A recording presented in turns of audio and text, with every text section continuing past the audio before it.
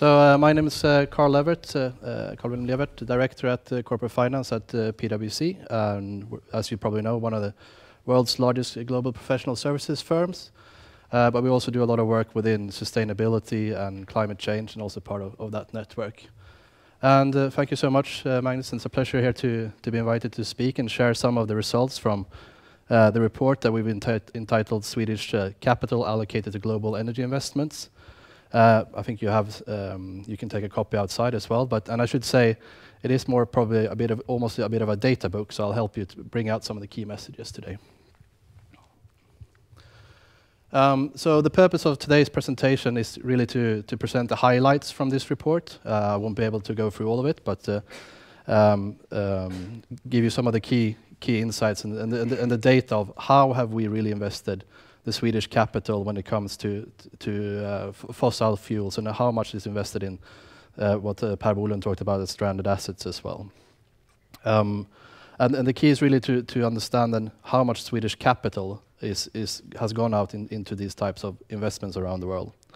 We'll talk a bit firstly about why, and which I think most of you are aware about, the challenge, and then we'll see some of the key results, and also I'll finish off with a few implications and recommendations that we've seen as part of this work.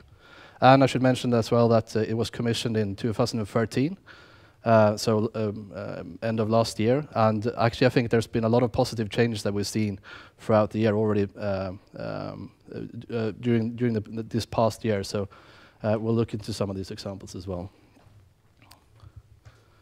If we start off then with the challenge, and this is really Per Bolund's graph, but the other way around, and the way we view it at PwC, we track the progression towards the carbon intensity each year in what we call the Low Carbon Economy Index. And so this is actually data from our latest report in 2014. And what we can see then is that at the current rate of decarbonization, we're heading towards the worst IPCC scenario, which is obviously quite troubling. And we would need to rapidly increase the pace to reach a more sustainable and to get to the global carbon budget to the 2-degree pathway. So you see, in order to reach the year, we would have to increase investments by 6.2% annually in order to reach that stage. In the way we track it from PwC.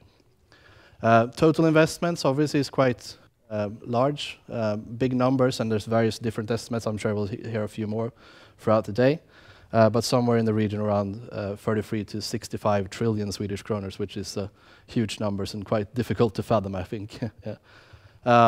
But anyway, this is what sets. So what we're trying to understand here then is really how much of the Swedish capital is exposed to these types of economies. Because when answering the question on how much we've invested in fossil assets and carbon-intensive companies is almost in the same way as in a way to answer the question around how much has been invested in some of the major economies which still have a very high fossil dependency. So, for example, we see here in our latest study as well that when we break down emissions, energy-related emissions in 2013, we have China at 30%, US at 16.7%, and also several of the Western European economies taking quite a large part of that. So answering the question then on how the Swedish capital is exposed to these economies is also then understanding how much of our capital is allocated to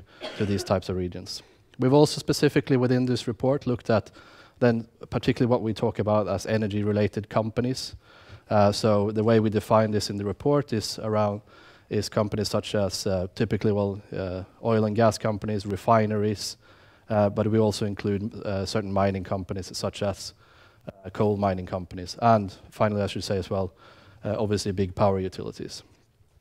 We performed the work last year, and we've also should mention had very strong support and help from 4 key contributors.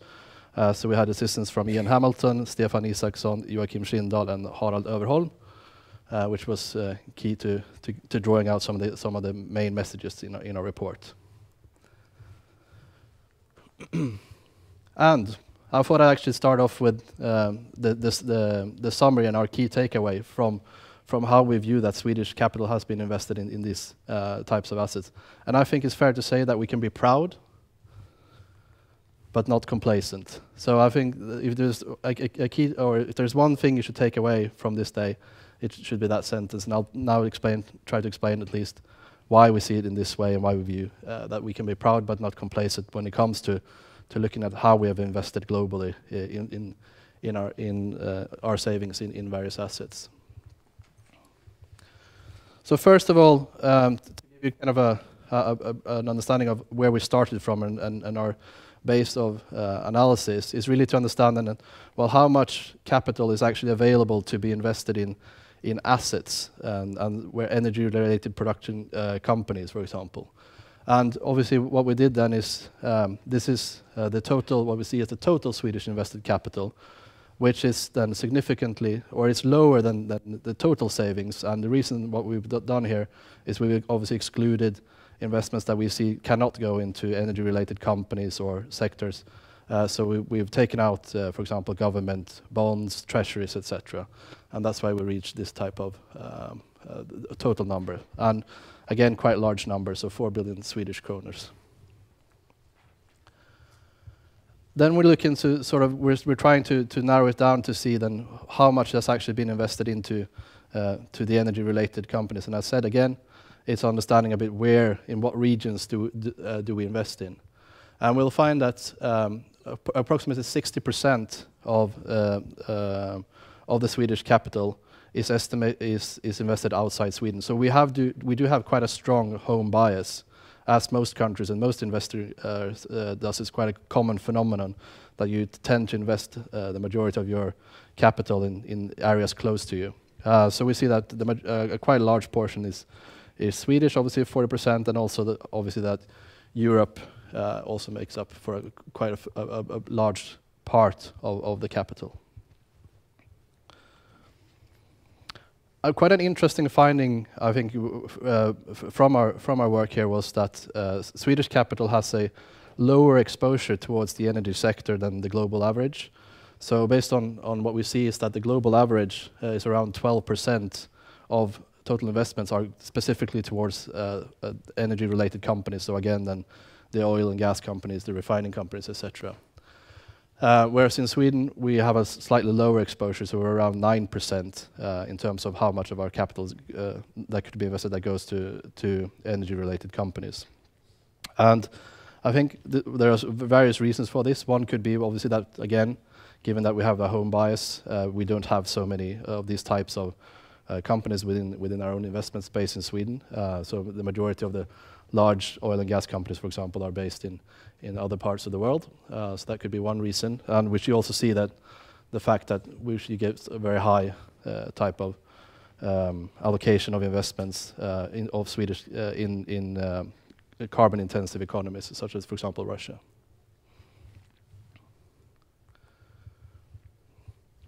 Based on this then, so 9% out of 4,000 equates to about 370 billion, which we have then invested directly into energy-related companies. And again, I think, what we should bear in mind here as well is that obviously energy-related companies do invest and has a lot of capital invested in carbon-intensive assets, such as oil and gas, etc.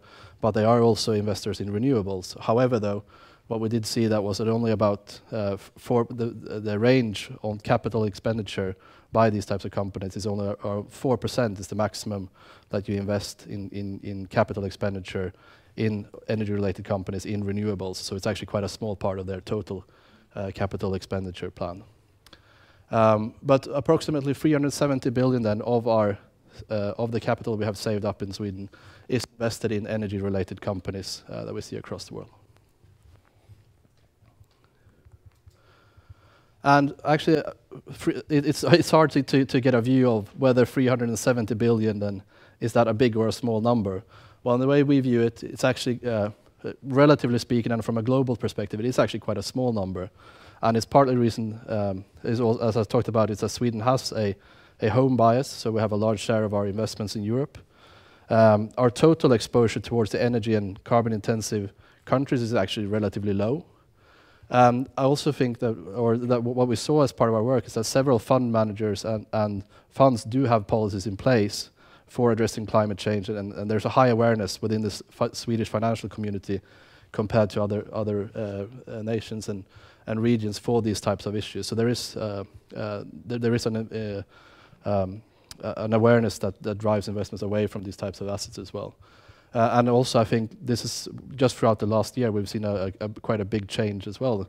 When we looked at the AP funds from last year, there were a lot less strict requirements that they do have in place now. So that we've seen some positive signs just during the last year on this front. So actually, that's why I think in terms of in total numbers, we can actually be quite proud because it's not huge. But on the other hand, though, we should not be complacent, and this is what I'm going to talk a bit about now, because we still stand out. If you look at the capital allocation, there are two large countries, obviously, with significant fossil intensive economies, such as Russia and the US, where we do allocate a lot of our capital. So we estimate around 40% of the investments in the energy companies go to these two regions alone, which does have a big impact on the results when we estimate what is the total carbon exposure from these types of investments. And this is what we're doing here. So basically here we looked into then what is the reserve intensity of the Swedish invested capital. And again, given the fact that we do have a large exposure towards Russia, the US, and also actually here, as you see from the European Union, we do have some of the companies in the European Union are also very bit carbon intensive. We'll come back to a list on shortly to see which ones these are. But based on this and based on our total portfolio of investments then, we see that the total fossil fuel reserves of Swedish invested capital is estimated to around 5 gigaton per CO2. And again, I mean, these are very big numbers and probably change by the day, but that's just to sort of give you the magnitude of where we see it. And what does this mean then? Well, put it a bit in perspective, we've looked at we compared it to annual CO2 emissions from the Swedish invested capital to total Swedish domestic emissions during 1 year. So for all our emissions within the country that we have, and it's quite interesting to see that they roughly equate. So we have the annual CO2 emissions from our invested capital. You could estimate to around 53 million tons, and the total Swedish domestic emissions each year varies, of course, but is somewhere around 55 to 58 million tons, and that's how we reach the conclusions here as well. So obviously, then what does this mean? Well, the amount of CO2 that we emit within a country is the same as we have in our investments do, which is quite staggering actually when you think about it. Here with obviously taken some strange formatting here, but we've looked into where the investments into which other companies then that represent the majority of the carbon intensive assets, and we've taken help here obviously from the report by Carbon Tracker Initiative, which lists the 200 top companies, and then we looked specifically into these companies. Then 65 billion is invested in the top 15 most carbon intensive companies in the world, and so we have significant investments obviously in companies such as ExxonMobil, BP, and also other types of carbon intensive companies.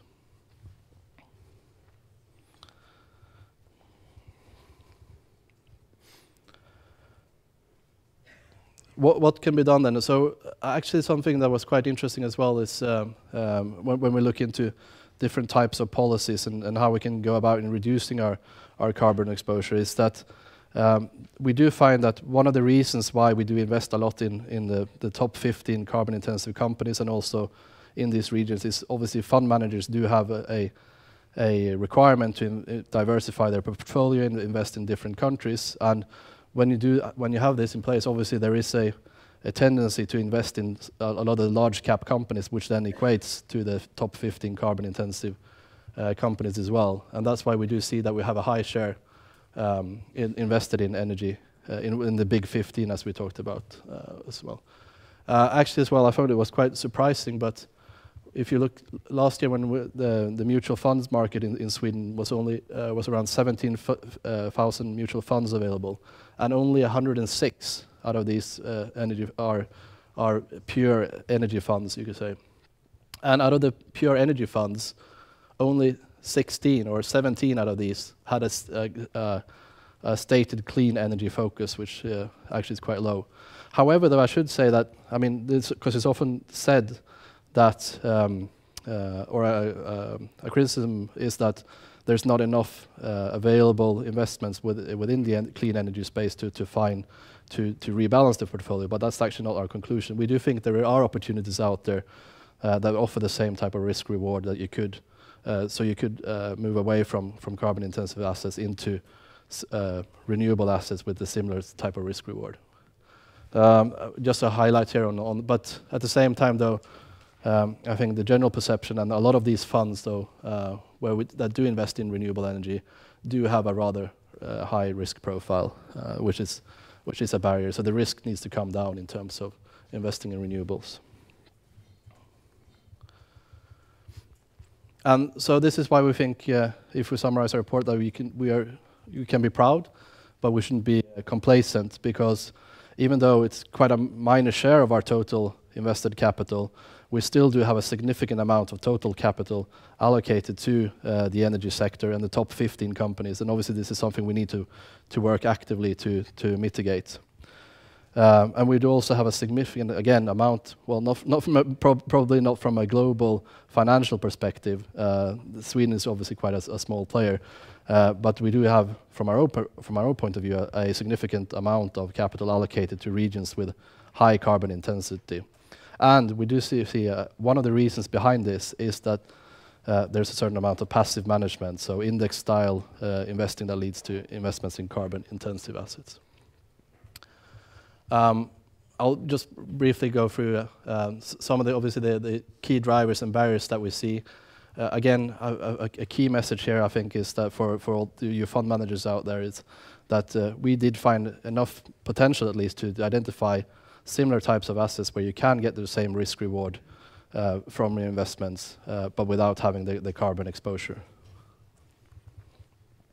And I think also it would be good. It's good to see again what's happened during the year. What do we want to see coming out from our report, and what do we want to see change?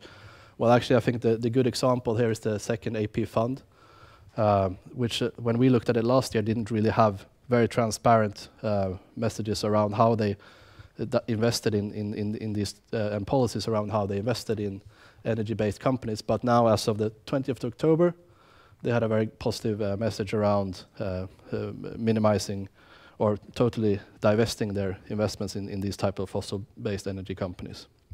So I think we need to, our recommendations are then to keep on work to revalue portfolios, and we need to find clear incentive structures and that actively encourage managers to get rid of this phenomenon that we call carbon lazy, to sit on assets today that can quite easily be replaced by similar assets, but with the same risk return profile, but with less carbon intensity. And that is, and in order to get to there, we need to first understand how much inactive capital there is in the funds.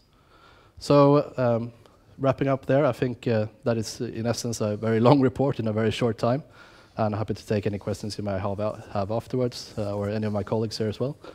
And I think summary from our report then is be proud but not complacent. Thank you. Thank you, Carl. Be sure to find a copy outside. And now that we know more about the investments that we have from the Swedish market, invested globally in energy, it would be interesting to learn more about what risks are these investments facing. And that's why we were happy to have Mark Campanelli here, one of the founders and the executive director from Carbon Tracker, to give us more of an in-depth on that.